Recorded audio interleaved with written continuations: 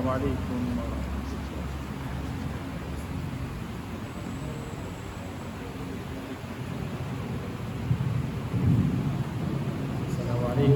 warahmatullahi wabarakatuh. Innal hamdalillah nahmaduhu wa nasta'inuhu wa nastahdihi wa nastaghfiruh wa na'udzu billahi min shururi anfusina wa min sayyiati a'malina man yahdihillahu fala mudilla lahu wa man yudlil fala hadiya lahu. Ashhadu an la ilaha illallah wahdahu la sharika lahu wa ashhadu anna Muhammadan 'abduhu wa rasuluh. Ya ayyuhalladzina amanu taqullaha haqqa tuqatih wa la tamutunna illa wa antum muslimun. Ya ayyuhalladzina amanu taqullaha wa qulu qawlan sadida yuslih lakum a'malakum wa yaghfir lakum dhunubakum wa man yuti'illaha wa rasulahu faqad faza fawzan 'azima. Amma ba'd, fa inna asdaqal hadithi kitabullah wa khairal hadi hadi Muhammadin sallallahu alaihi wa alihi wasallam wa syarral umuri muhdatsatuha wa kullu muhdatsatin bid'ah wa kullu bid'atin dhalalah wa kullu dhalalatin fin nar aw kama qala sallallahu alaihi wa alihi wasallam. Alhamdulillah, syukur kepada Allah Subhanahu wa taala kita bertemu pada malam ini. Mudah-mudahan Allah Subhanahu wa taala menjadikan pertemuan kita sebagai pemberat amalan soleh kita untuk kita bertemu dengan Allah Subhanahu wa taala.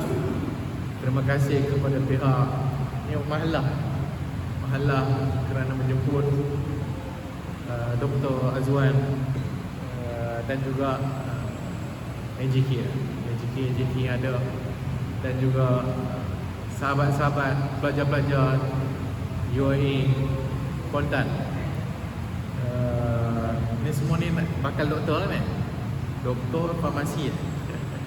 Farmasi lagi semua lah. Ha? Semua kategori dah.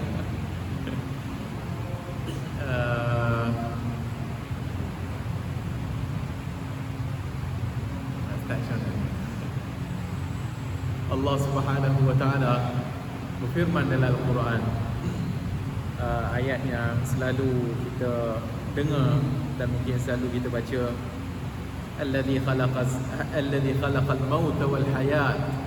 Allah Subhanahu wa taala yang menjadikan al-maut wal hayat. Faedah tu. Alladzi khalaqal mauta wal hayat liyabluwakum ayyukum ahsanu amala. Allah Subhanahu wa taala menjadikan al-maut, kematian, al-hayat, kehidupan, tujuannya liyabluwakum ayyukum ahsanu amala. Tujuannya adalah Allah nak uji kamu. Liyabluwakum ayyukum ahsanu amala, manakah di antara hamba-hamba Allah Taala ni ahsanu amala, amalan yang paling terbaik. Amalan yang paling terbaik. Amalan yang paling terbaik, kata para ulama, adalah ikhlas dan mutaba'atul Rasul, mengikut Rasulullah sallallahu alaihi wasallam. Dan banyak ayat-ayat yang lain lagi Allah Taala menjadikan manusia yang hidup di atas muka bumi ini, dan Allah nak tengok apa yang dia nak buat. Ad-dunya hulwatun khadirah, Nabi kata dalam hadis, ad-dunya hulwah, dunia itu hulwah, manis, khadirah, hijau, cantik. Dunia Allah Ta'ala jadi ini manis, seronok dan cantik. Wallahu mustakhlifukum fiha, dan Allah menjadikan kamu untuk duduk atas muka bumi ini, dan Allah nak tengok apa yang kamu nak buat. Allah nak tengok apa yang kamu nak buat. So, semua ayat Al-Quran yang menceritakan kepada kita tujuan kita hidup atas muka bumi ini bukan free saja. Tak ada yang namanya kehidupan makan tidur, tak ada. Allah Ta'ala jadikan kita ada tujuan. Sebab tu selalu kita tanya, apa tujuan kita hidup? Apa tujuan Allah Ta'ala jadikan kita? Untuk buat apa? dan ke mana akhirnya kita akan pergi. Itu adalah suatu matlamat yang mesti setiap Muslim, orang yang beriman, berfikir tentang diri dia.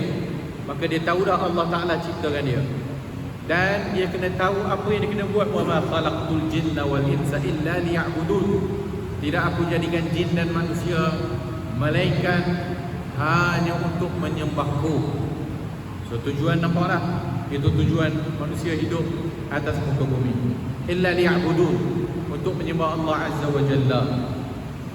Dalam proses Allah nakkan kita ini beribadah menyembah Allah, Allah Ta'ala bagi panduan, dan panduan itu kalamullah, Al-Quran. Dan panduan itu tak dibiar begitu saja, maka Allah Ta'ala utuskan Rasul untuk menjelaskan buku panduan. Maka apabila Rasul diutuskan oleh Allah Azza wa Jalla atas setiap umat, sehinggalah umat yang akhir adalah Nabi SAW yang diutuskan kepada umat akhir zaman, tujuannya adalah yatlu alaihim ayatihi wa yuzakkihim wa yuallimuhumul kitab wal hikmah. Tujuan Nabi diutuskan yatlu alaihim ayatihi, maka Al-Quran yang Allah turunkan itu, maka kerja Nabi kena baca kepada umat. Yatlu alaihim ayatihi, bila baca tujuannya untuk apa? Ilmu. Dan tujuannya untuk liyuzakkihim, dan membersihkan mereka. Dan setelah membersihkan mereka, maka dimasukkan dan diajarkan kepada mereka Al-Kitab, Al-Quran, dan hikmah. Hikmah itu sunnah. Maka kita hidup, itulah tujuannya. Maka datang ayat yang tadi, Allah cipta kematian dan kehidupan. Liyabluwakum ayyukum ahsanu amala. Nak tengok manakah di antara kita ni amalan yang terbaik. Maka konsep ujian, konsep ikhtibar, peperiksaan adalah sunnatullah. Allah dah jadikan dah begitulah. Sehingga kita hidup atas muka bumi Allah Ta'ala ni ada peperiksaan, ada ujian. Kerana syurga itu mahal, dan syurga itu tak akan kita capainya melainkan dengan usaha. Melainkan dengan usaha. Tidak goyang kaki saja dapat masuk syurga, tak ada. Tak ada. Apa orang putih kata, no such thing. Tak ada hak hidup macam tu. Sebab itu hidup atas muka bumi, exam, peperiksaan, imtihan. Kalau tak rasa nak suka imtihan, peperiksaan, memang tak boleh hidup atas muka bumi lah. Maka Allah Ta'ala memang jadikan begitu. Kalau tak ada exam, macam mana nak tahu mana amalan antara setiap orang itu yang terbaik? Tukar menteri, tukar sistem. Tukar menteri, ada exam. Tiba-tiba menteri lain naik, mansuhkan exam. Mansuhkan exam. Ini sajalah cerita, tak ada kena mengena pun dengan hidup dan mati dah. Anak-anak kita yang ambil sekolah rendah dah, exam dah tak ada, UPSR dah tak ada, BMR pun dah tak ada. Tujuannya tak tahulah apa tujuannya. Mungkin nak memudahkan kot dan sebagainya. Sudahnya, bila exam tu tak ada, lagi banyak exam ada. Lagi banyak exam dia kena tempuh. UPSR dah tak ada. Bila UPSR tak ada, ni Maktab Rendah Sains Mara nak masuk, nak ada exam dia. Sekolah asrama penuh nak masuk, ada exam dia. Nak masuk sekolah agama lah benda dah, ada exam dia. Sudahnya daripada UPSR yang boleh pakai mungkin banyak tempat, akhirnya buang satu exam, 5 exam pun datang. Sebab apa? Memang tak boleh lari.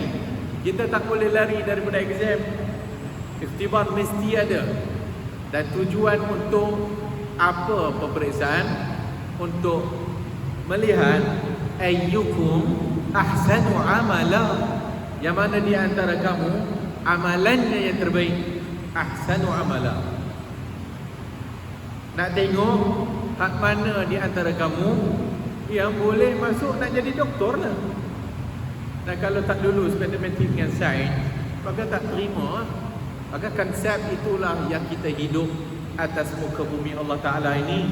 Dan yang dinamakan dunia itu adalah ikhtibar, adalah alam yang kita hidup ni adalah memang sepenuhnya ikhtibar, memang sepenuhnya imtihan, memang sepenuhnya peperiksaan dan ujian.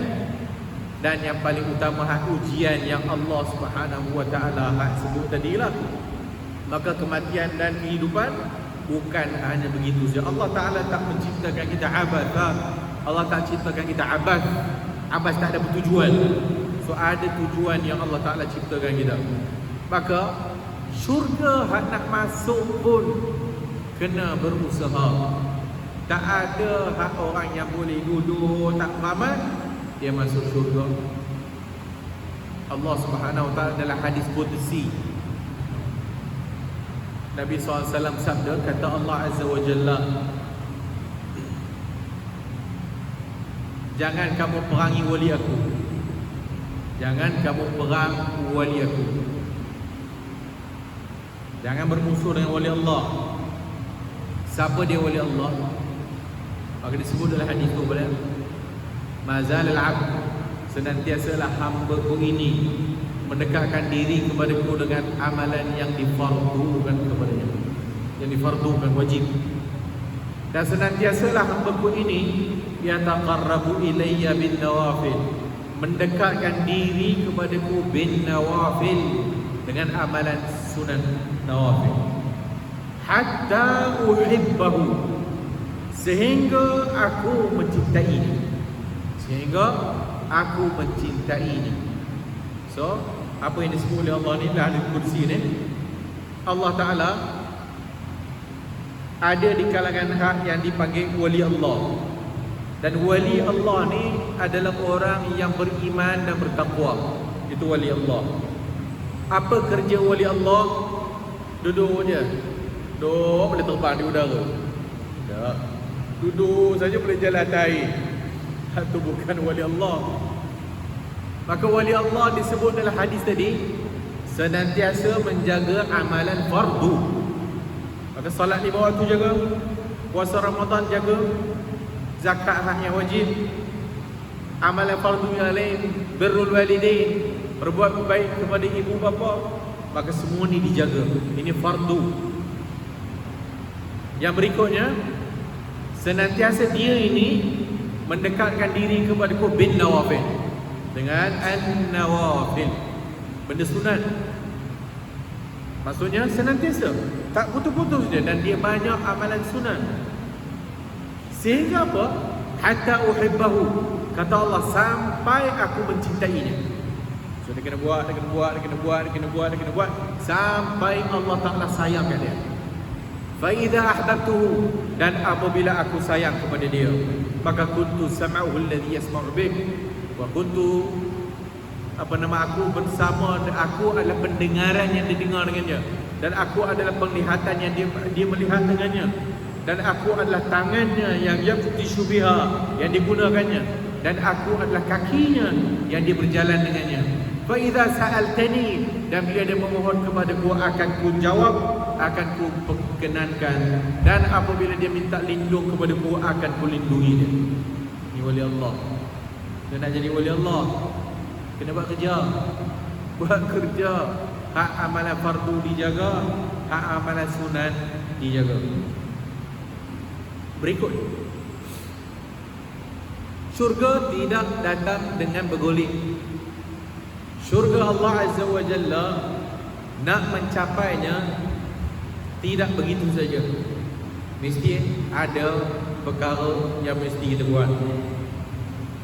Seorang sahabat Rasulullah sallallahu alaihi wasallam, Rabi'ah bin Ka'ab al-Aslami. Rabi'ah bin Ka'ab al-Aslami, seorang sahabat miskin, fakir, ahlu suffah. Ahlu suffah ni miskin. Ahlu suffah ni adiyaful Islam. Disebut dalam hadis, ahlu suffah ni tetamu orang Islam. Sebab miskin. Datang Madinah, family tak ada orang yang boleh bantu dia, harta tak ada. Maka dia duduk dekat Masjid Nabawi dan dia tidur dekat situ. Maka dia duduk di belakang muakhir, di belakang Masjid Nabawi tu.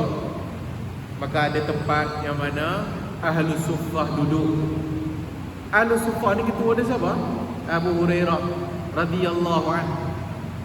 Seorang Ahlus Suffah yang namanya Rabi'ah ibn Ka'ab al-Aslami, miskin, selalu berkhidmat untuk Rasulullah,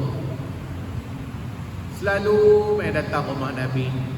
Tengok pun ada Nabi ada keperluan ke yang dia nak tolong. Kadang-kadang dia selalu duduk kan ni, bila Nabi nak wudu, dia ambilkan air wudu dan tuangkan. Maka Nabi pun wudu. Dalam riwayat yang lain, dia duduk depan pintu Rasulullah, depan pintu rumah. Lepas Nabi balik lepas Isyak, balik rumah, dia duduk depan pintu Rasulullah. Tengok pokoklah Nabi ada hal nak panggil ataupun ada hajat, maka dia dah ready untuk berkhidmat untuk Nabi. Sehingga dia duduk. Tak boleh panggil Nabi, tak keluar, tak ada apa pun. Dia dengar Nabi berzikir, subhanallah, subhanallah, subhanallah. Dia pun kata, baliklah, sebab Nabi duduk berzikir. Ada certain waktu dia duduk, tertidur dia.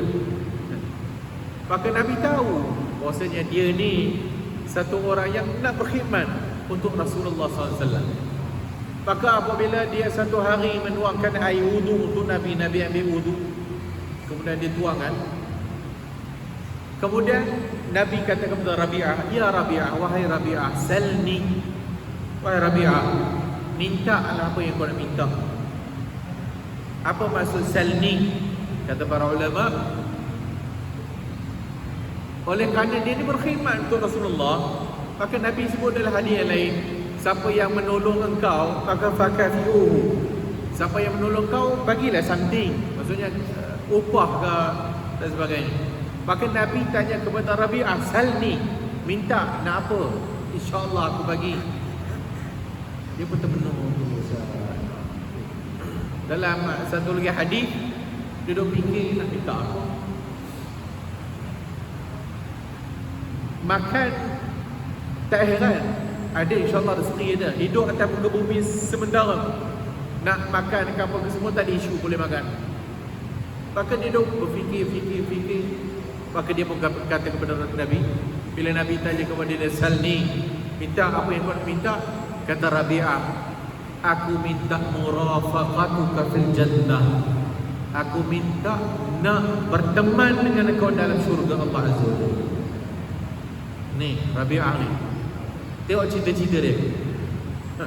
Tak tengok kat dunia boleh dapat macam-macam. Dunia sementara. Cita-cita matlamat dia nampak hari akhirat.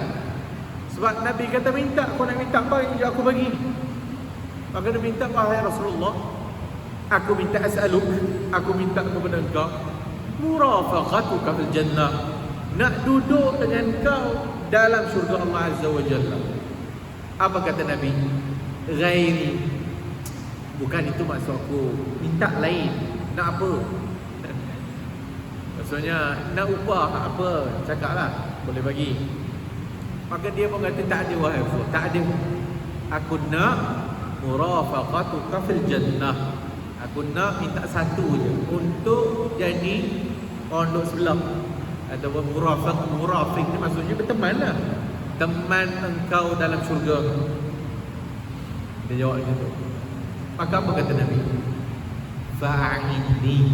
Maka okeylah, maka tolonglah aku. Fa'inni, tolong aku dengan cara bikasratis sujud, banyak bersujud kepada Allah. Tolong aku, engkau sendiri banyakkan sujud kepada Allah Azza wa Jalla. Apa maksud banyakkan sujud? Sujud aja tak, maksud banyak sujud solat. Kenapa Nabi sebut banyak bikasratis sujud? Kenapa banyakkan sujud? Kerana sujud adalah tempat di mana kita dekat dengan Allah Azza wa Jalla. Dan tak ada tempat yang paling mulia seorang hamba melainkan dalam keadaan dia meletakkan atas bumi menghadap Allah Azza wa Jalla. Nabi kata kepada dia, boleh, tapi kau tolong dengan cara engkau banyakkan solat. Senang, susah. Nabi tak kata, nampak, jangan risau, kau ada syurga. Tak. Nabi kata, banyakkan sujud. Banyakkan sujud. Dengan banyakkan sujud, InsyaAllah kau akan duduk dengan aku dalam syurga Allah Azza wa Jalla. Dengan hadis ini, maka para ulama sebut bahawasanya syurga tidak akan dapat dengan tak ada usaha. Syurga mesti ada usaha, mesti kita kena buat untuk merebut syurga Allah Azza wa Jalla. Sebagaimana Rabi'ah ibn Ka'ab al-Aslami tadi disuruh oleh Nabi banyakkan sujud untuk capai cita-cita dia untuk duduk dengan Nabi. Sebagian orang kita ni duk sibuklah selawat. Apa tak buat? Selawat nak mimpi jumpa Nabi. Maka selawatlah 3,000 kali, 10,000 kali. Duk sibuk nak tengok Nabi, sibuk nak nampak Nabi. Malam tu dia pulun 10,000, habis 10,000, tidur, esok tidur, terus tidur. Penat. Bukan dibuat amalan. Maka Nabi ajar kepada Rabi'ah, dan hadis ini kepada kita juga, nak syurga Allah, banyakkan salat, banyakkan amal maksudnya. Banyakkan amal. Maka syurga tidak datang hanya dengan duduk goyang kaki, tak. Itu dalam agama. Ini dalam agama. So kita diajar untuk berusaha, kita diajar untuk beribadat, kita diajar untuk berusaha sedaya mungkin untuk mengutip pahala, untuk kita bertemu dengan Allah Azza wa Jalla. Kata Nabi sallallahu alaihi wasallam, man batta'a bihi amaluhu lam yusri' bihi nasabuh. Siapa yang amalannya batta'a, siapa amalannya kurang, siapa amalannya lambat, tak banyak, lam yusri' bihi nasabuh, nasab keturunan engkau pun tak boleh bantu. Nasab keturunan pun tak boleh bantu. Siapa engkau ahli bait? Oh, ni ahli bait Nabi ni, ahli keluarga Nabi. Mulia mana pun ahli keluarga Nabi, tetap sebagaimana Nabi sebut, kalau amalan tak ada, lam yusri' bihi nasabuh, nasab keturunan yang mulia pun tak boleh bantu. Sehingga Nabi kata, ya, kalau Fatimah mencuri, aku potong tangan dia. Tak ada apa keistimewaan, melainkan dia keistimewaan dia nasab Nabi lah. Tapi walaupun dia nasab Nabi, dia dituntut untuk beramal. Dan jika tak ada amalan, tak ada faedah. Dan setiap kita akan ditimbang amalan mana yang berat, amalan soleh ke amalan buruk. Dan jika amalan soleh berat, insya-Allah lah. Dan jika amalan buruk, susah sikit. Ini dalam agama. So dalam agama kita kena berusaha untuk dapat syurga Allah Azza wa Jalla. Apatah lagi dalam kehidupan dunia. Apatah lagi dalam kehidupan dunia, macam kita sebut tadi, hidup dunia tak ada juga boleh duduk goyang kaki. Tak kerja, tak ada duit lah. Tak kerja, tak ada duit. Ramai orang tak nak masuk universiti lah ni, budak-budak muda. Sebab apa? Nak kerja tu TikTok, content, apa dia panggil? Content creator. Sampai tak nak masuk universiti.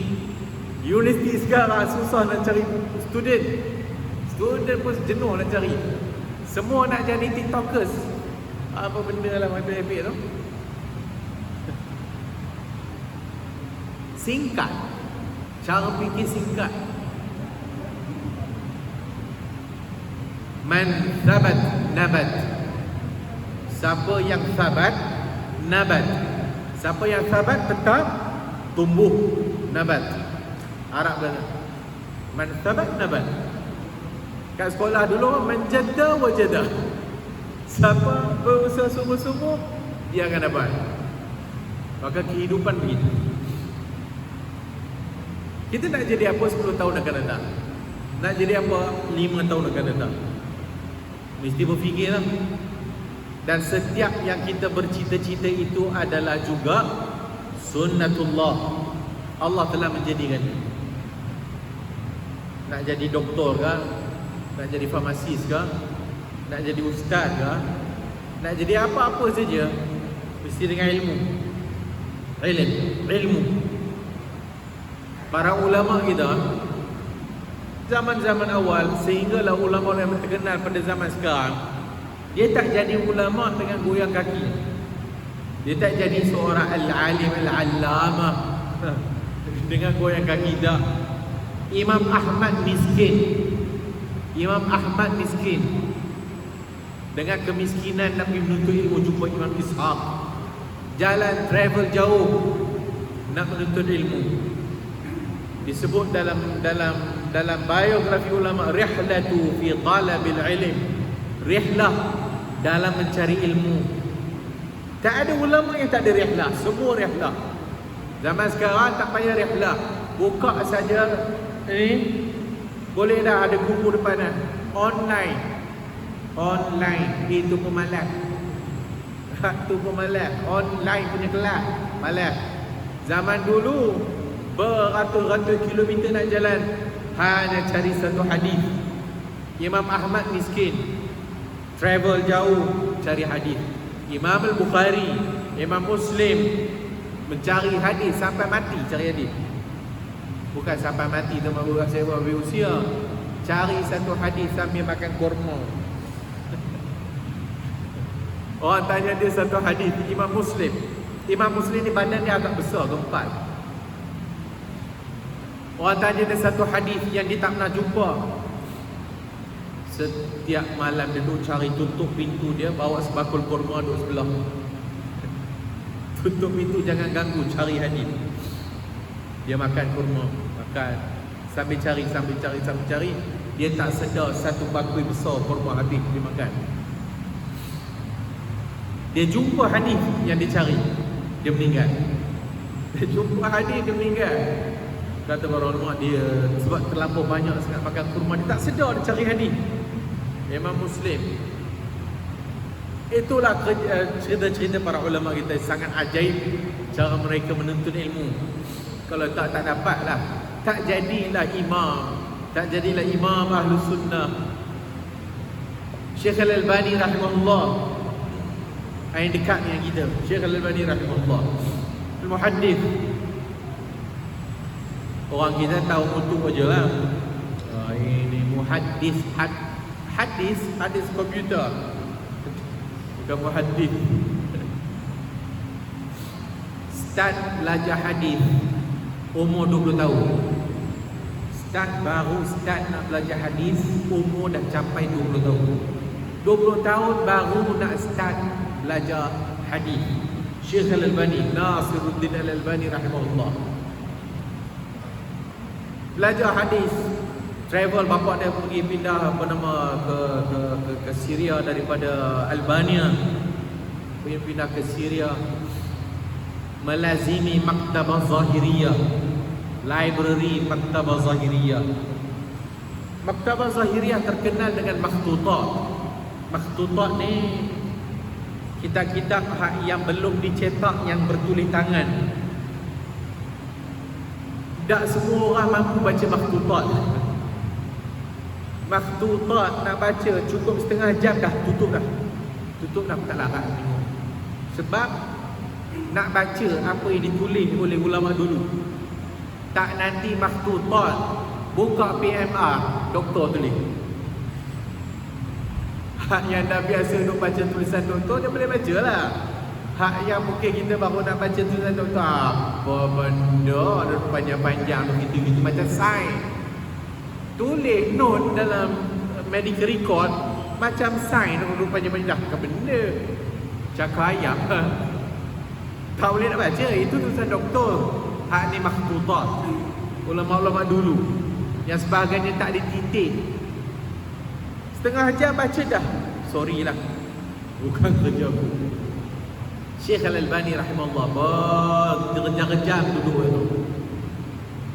Penjaga maktabah datang, lewat orang datang masuk kerja pukul 7, pukul 8, datang maktabah basikal Syekh Al-Albani dah ada dah.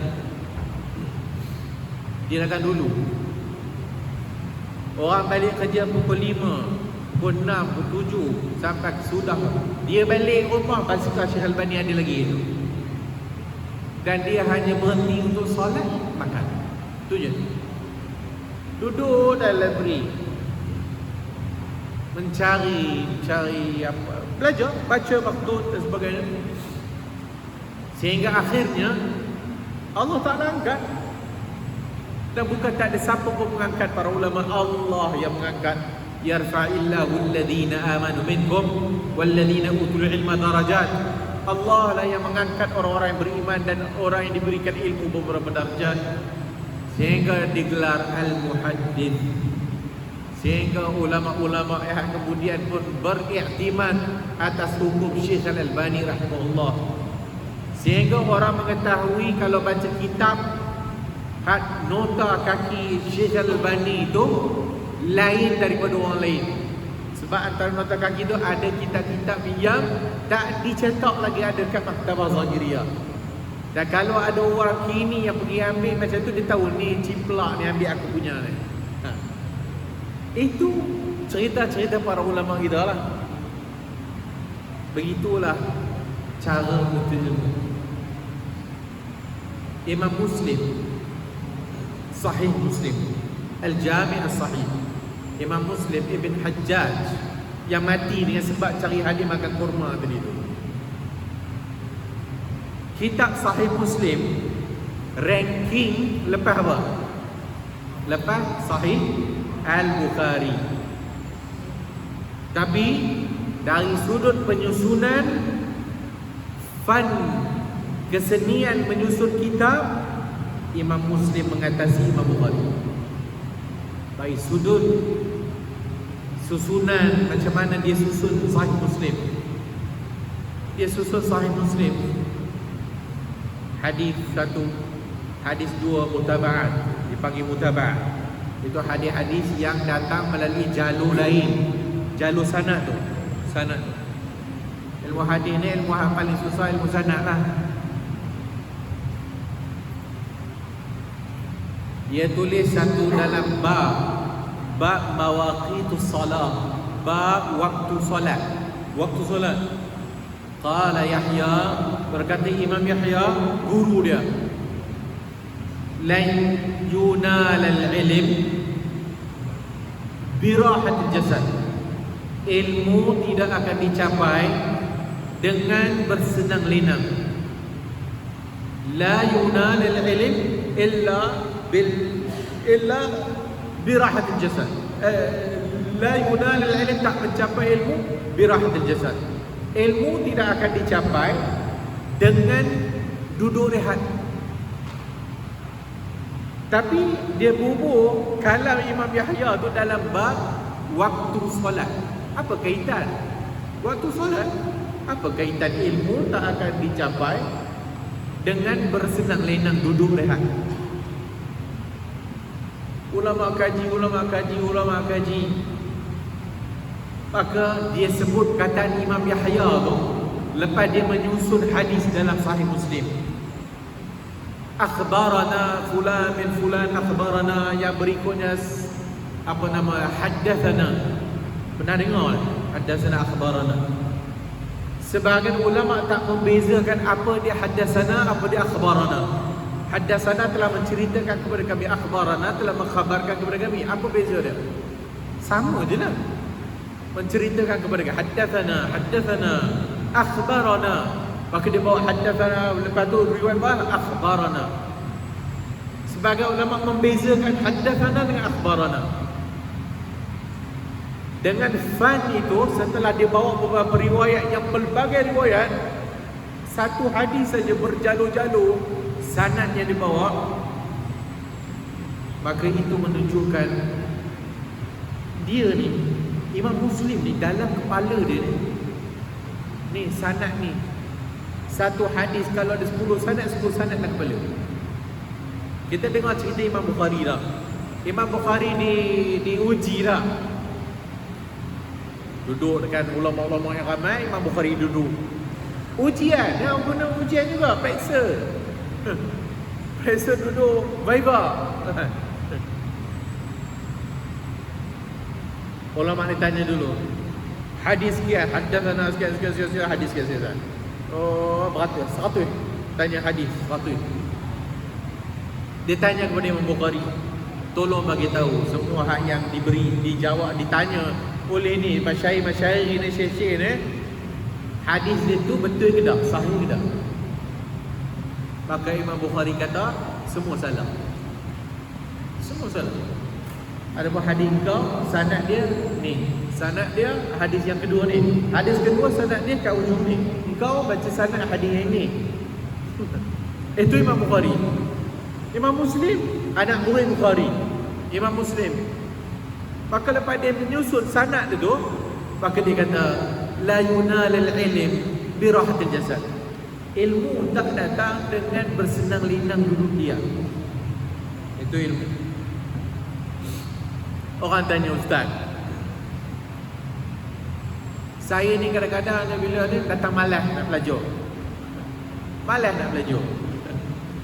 Orang tanya kepada Syekh Said Al-Kamali,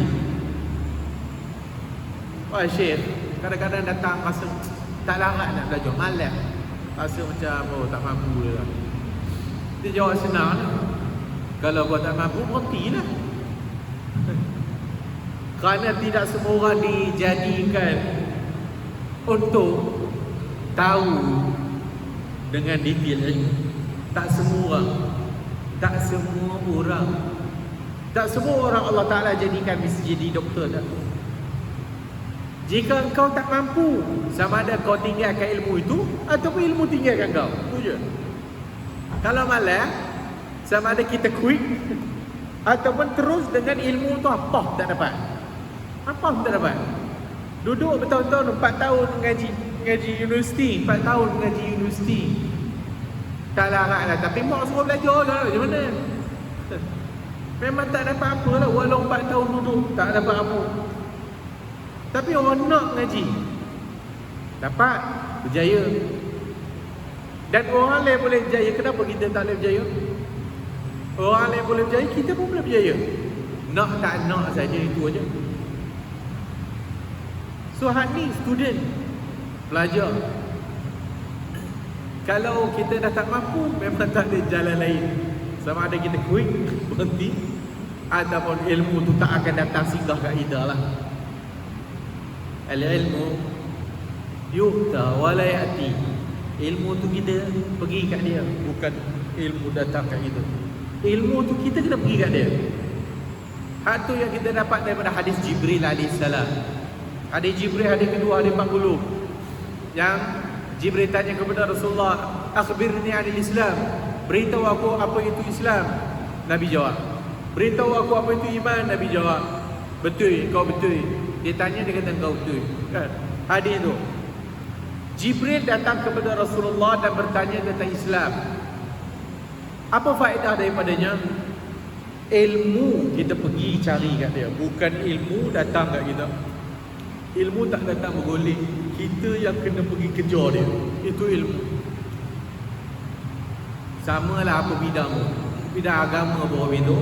Nak jadi doktor pun macam tu jugalah. Nak jadi apa, farmasi pun macam tu jugalah. Kalau jadi doktor pun dah tak reti, malas nak belajar lah, macam-macam lah, pening kepala. Memang tak boleh buat apa lah. Hak agama pun begitu. Tapi orang salah, hak tak mampu jadi doktor, dia pergi hantar ngaji agama pun tak betul juga. Tak boleh. Agama ni pun kalau dah tak reti memang tak boleh. Bukan kira tak boleh jadi doktor, tak reti matematik, tak reti sains, pergi bidang agama lah. Dia ingat bidang agama tu Gitu-gitu je. Lagi berat ada. Esok kalau salah fatwa ke apa, neraka kita. Maka kata Al-Imam Syafi'i dalam syair yang masyhur, ilmu mesti ada 6 ciri. Orang yang nak betul ilmu ada 6 ciri lah. Hak semua kita hafal. Illa bisittati itu. Zakain, wa hirsin, wa ijtihadin, wa bulghatin. Zakat mesti ada cerdik, mesti ada kecerdikan. Zakat. Hirs mesti ada kesungguhan. Hirs tu maksudnya semangat. Wajtihadin, kesungguhan, betul-betul. Juhud, ijtihad. Bulghah tu harta. Kena ada harta, nak mengaji kena ada harta jugalah.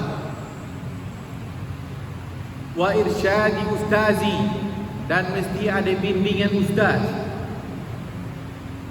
Wa tuli zaman, dan masanya panjang. Itu 6. Ini 6 kena ada, 6 bentuk ilmu. Bukan ilmu agama saja, semua ilmu.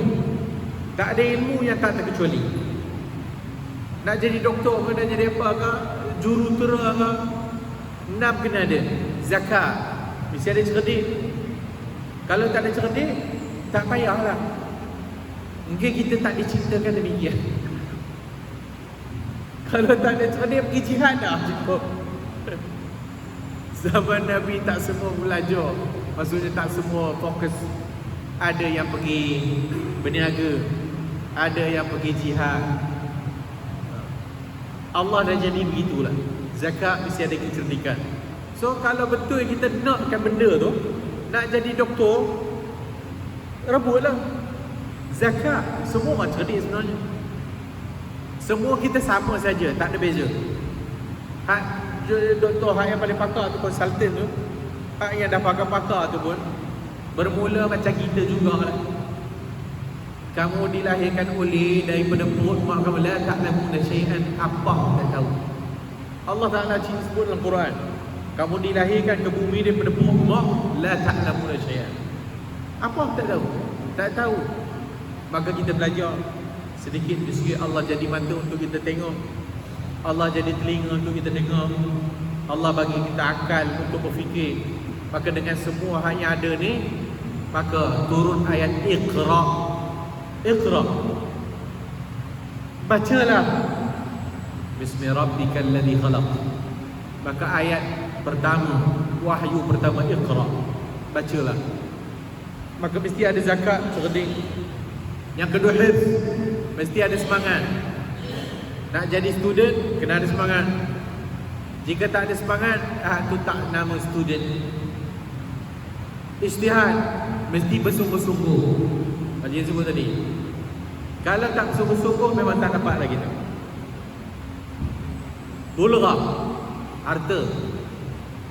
Harta ni macam kita nak belajar universiti lah. Bapak kita duk bagi duit. Para ulama dulu berniaga, sambil berniaga kumpul duit nak pergi travel cari hadis. So para ulama berniaga, jual apa yang ada. Apa yang dia pergi jual, dapat duit untuk travel cari hadis. Maka kena ada harta. Bulghah. Irsyadul ustaz, mesti ada ustaz yang bagi guide. Mesti ada lecturer, mesti ada cikgu. So cikgu guide. Watul zaman, masanya panjang. Masa panjang, belajar masa panjang. 4 tahun kat universiti itu hanya habis universiti, degree. Nak sambung lagi, nak jadi pakar, kena sambung lagi lah dah. Nak jadi apa lagi tak, macam-macam lah. Macam-macam periksa pula.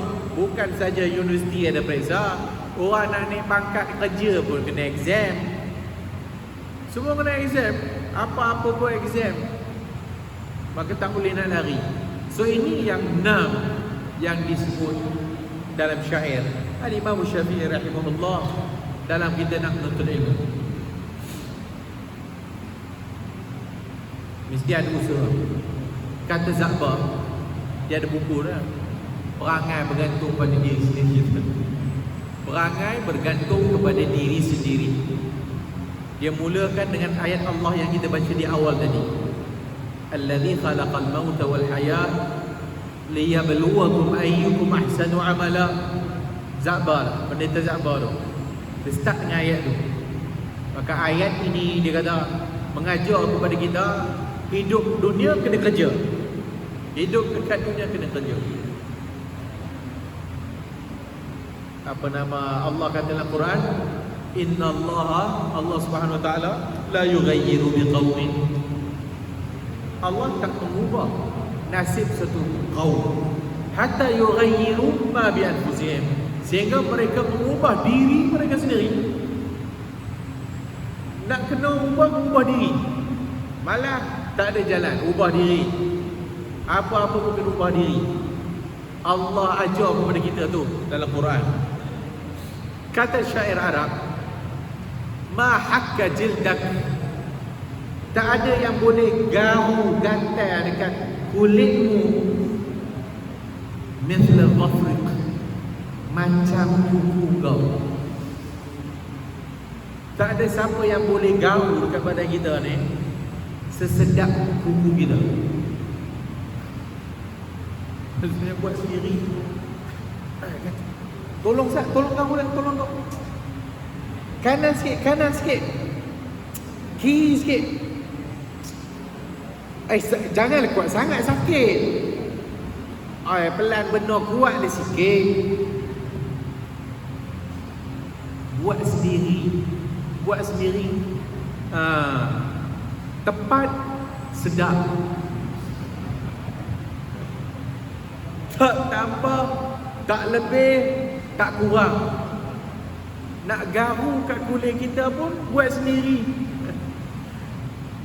Maka mahakka jildak, tak ada apa yang boleh menggaru kulit kau melainkan ni kuku kau sendiri. Usaha sendiri, bukan orang lain. Lecturer boleh bagi guide saja. Nak tak nak kena bagi. Lecturer, cikgu, susah benar soalan. Kenapa susah? Sebab kau tak baca itu je.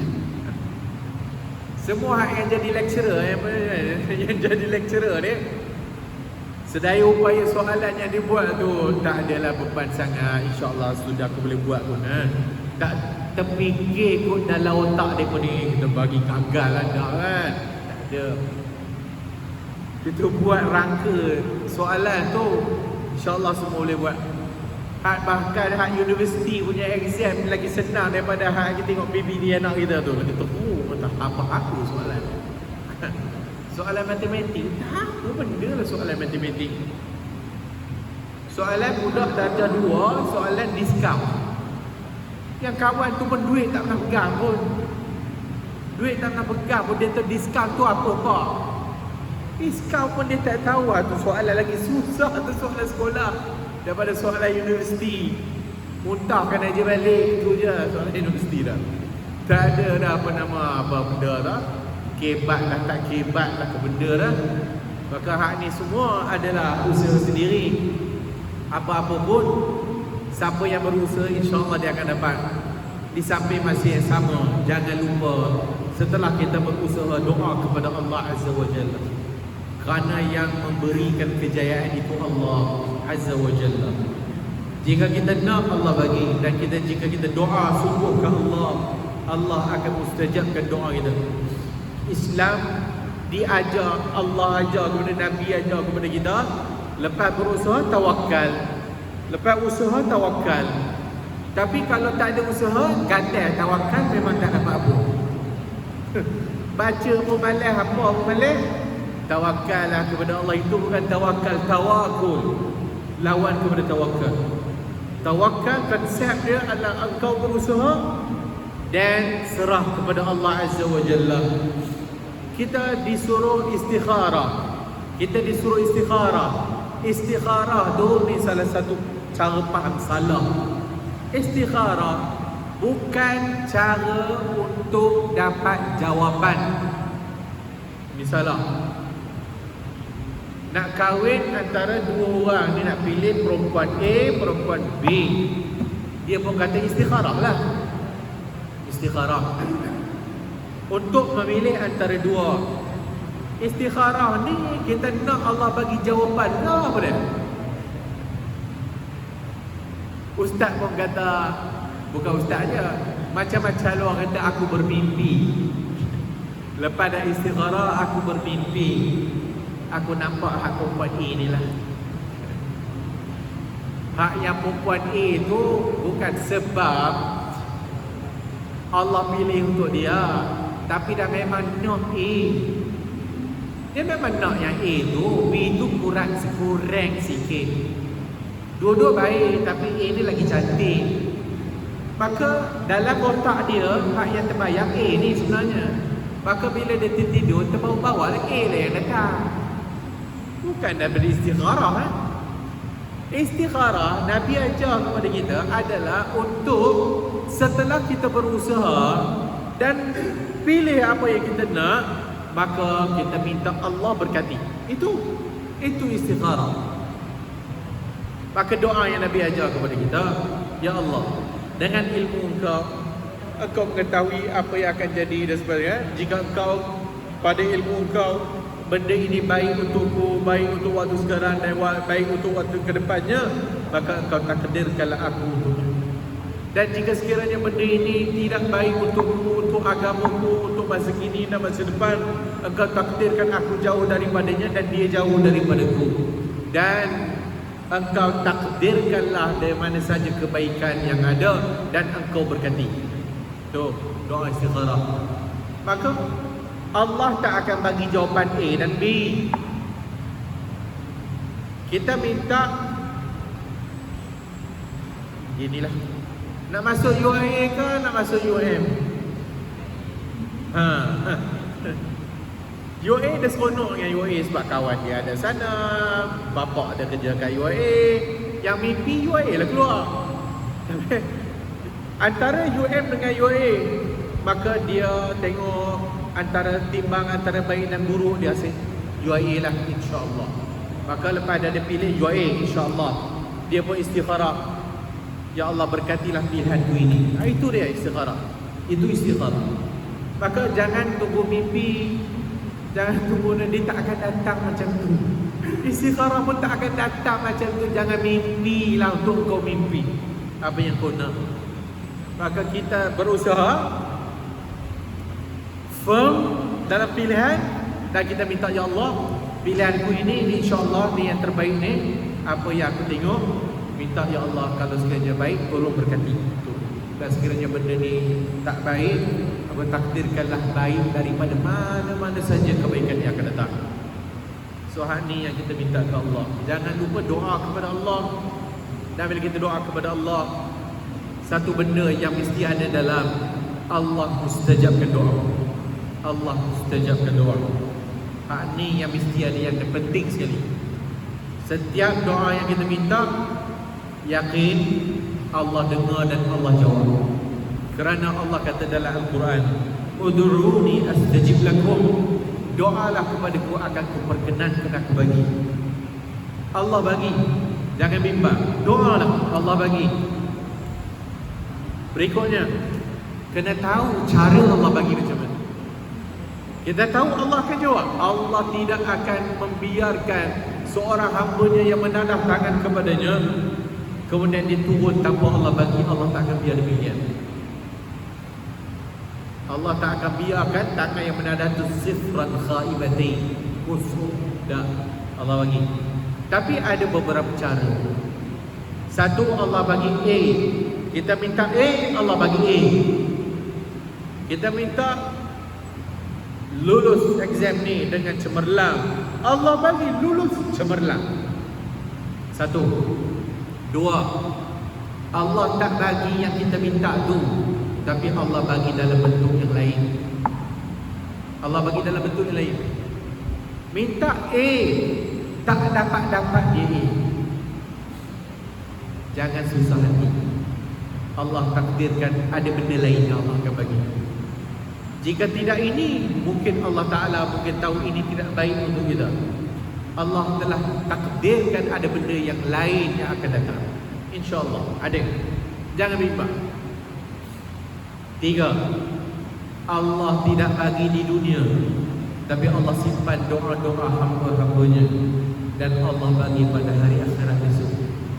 Dan inilah yang kita nak sebenarnya. Hak inilah yang kita nak.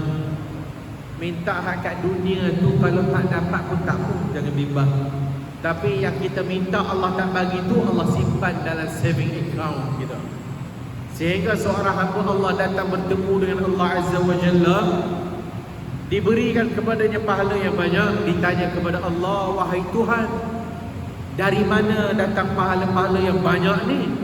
Maka Allah kata, inilah dia doa-doa yang engkau minta, yang aku tak bagi kat dunia, tapi aku simpan untuk bagi pada hari akhirat. Dan ketika itu, apa pun tak ada faedah.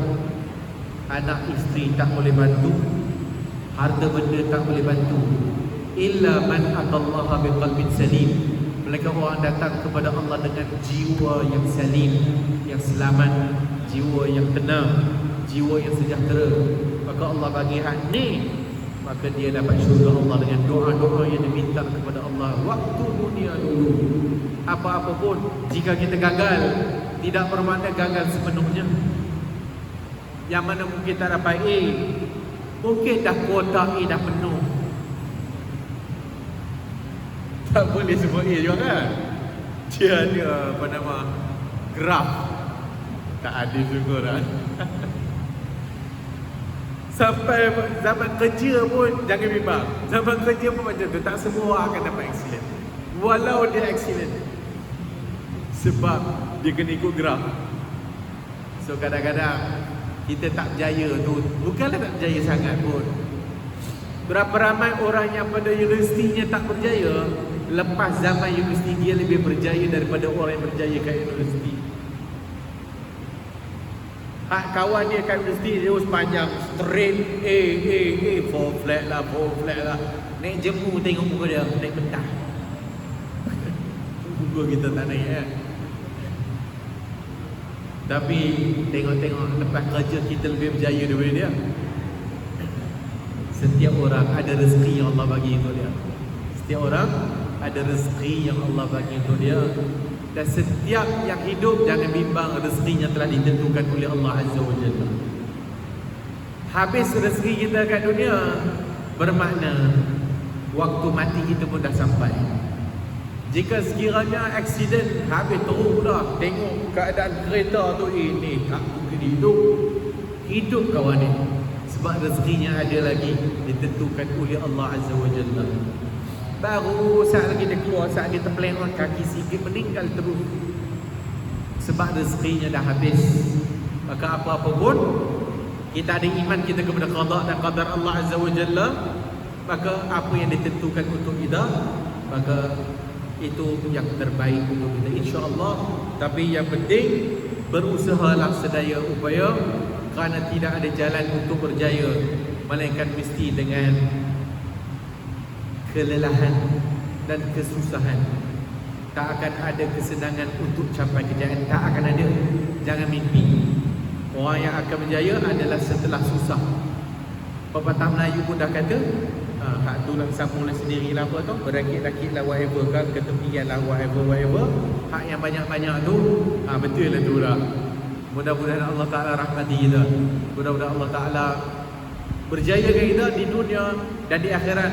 Tapi kejayaan yang hakiki adalah kejayaan seseorang yang dapat masuk syurga Allah Azza wa Jalla. Wallahu a'lamu bis-shawab. Kalau ada apa-apa mungkin nak tambah, nak share ke dan sebagainya.